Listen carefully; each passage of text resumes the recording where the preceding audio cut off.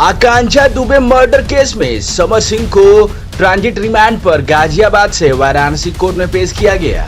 पेशी के दौरान आकांक्षा दुबे के वकील और उनके सहयोगियों के साथ उनके नाराज फैंस ने समर सिंह को मारने के लिए दौड़ा।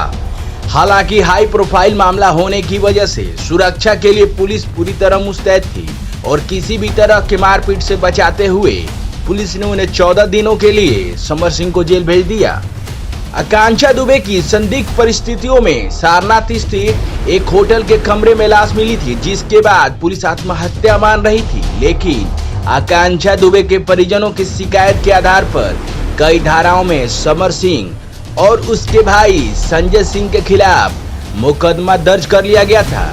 इसके बाद गाजियाबाद से वाराणसी की क्राइम ब्रांच ने समर सिंह की गिरफ्तारी की थी। भोजपुरी एक्ट्रेस आकांक्षा दुबे की मौत के केस में समर सिंह को गिरफ्तार किया गया है। वाराणसी की क्राइम ब्रांच और गाजियाबाद पुलिस की टीम ने राजनगर एक्सटेंशन की चाम्स कैंसल सोसाइटी में गुरुवार रात छापेमारी की थी।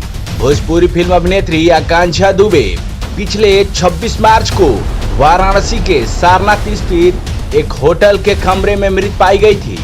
उनके गले में फांसी का फंदा मिला था। आरण्य म्यूजिक के लिए ब्यूरो रिपोर्ट।